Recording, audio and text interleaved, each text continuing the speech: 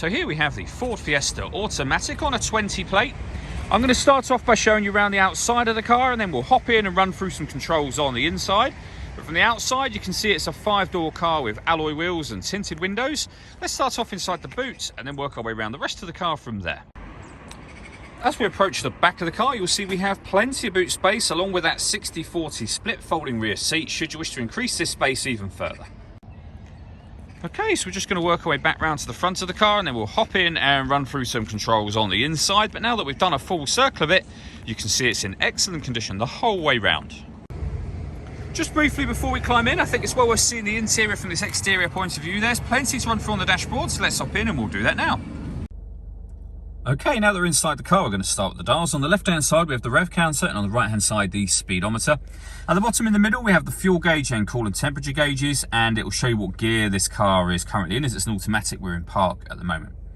Above that, we have a digital readout for the speedometer. In the top left-hand corner, you can see the total miles for this car, which are 2,669.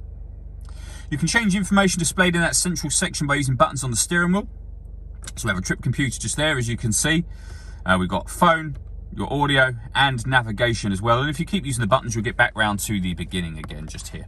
And the buttons that I was using are these ones on the right hand side.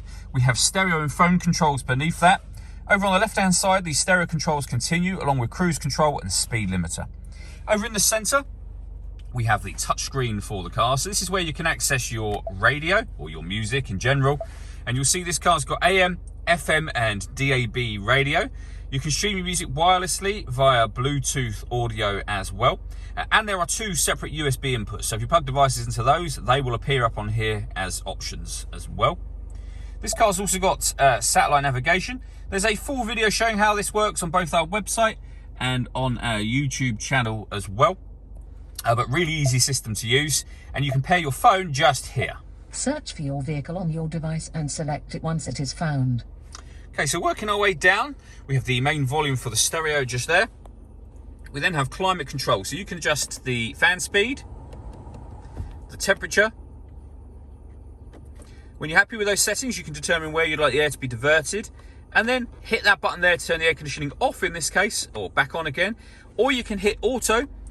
The car will then take control of the fan speed and the direction of the air to maintain the temperature that you've asked for.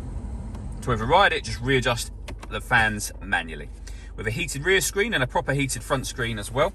A 12-volt charging socket and the one of the 2 USB inputs I mentioned previously. The gear lever for the fully automatic gearbox. We can turn off the stop and start. This car is designed to cut out when it's stationary in traffic to save you fuel. The system is now off. And then this button just here will turn off the traction control for the car. All that leaves me to say is thank you for taking the time to watch this video. If you'd like to come and see the car in person and have a test drive, please feel free to call any of our MJA sites. We'd love to hear from you soon.